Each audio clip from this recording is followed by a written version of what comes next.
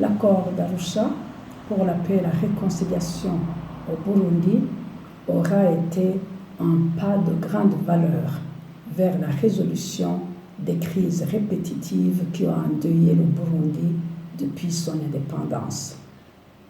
Beaucoup ont critiqué l'accord d'Arusha pour ses imperfections et ses lacunes, oubliant que c'était le résultat du premier effort de rassemblement des acteurs concernés pour trouver une solution à ce problème qui commençait à trop durer. Plus que le fond du travail fait à Arusha, la démarche même de se mettre ensemble pour parler des problèmes du Burundi en long et en large et des solutions envisageables était un exercice de grande valeur. Les femmes n'ont pas minimisé le travail d'Arusha. Elles y ont vu une opportunité et elles n'ont pas manqué d'exprimer leur conviction, toujours valable aujourd'hui, que le plus grand ennemi de la paix, c'est l'exclusion, quelle qu'en soit la nature et l'origine.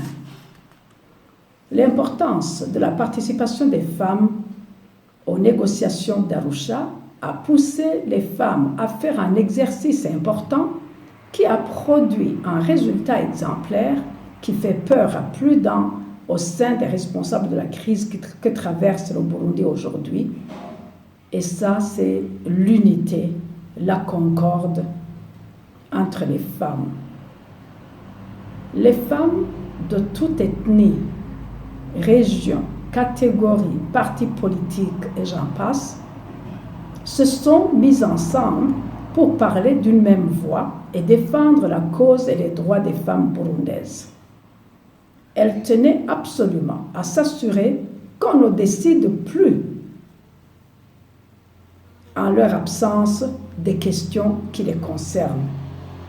Les politiciens ne le voyaient pas d'un bon œil parce que la participation des femmes, probablement, signifiait aussi la part au gâteau.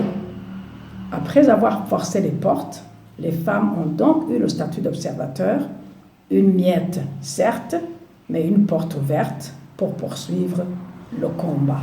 En ce qui nous concerne, au sein du mouvement Inamahoro, nous croyons que l'accord d'Arusha est un outil incontournable pour réconcilier effectivement les Burundais et tourner définitivement la page des crises cycliques.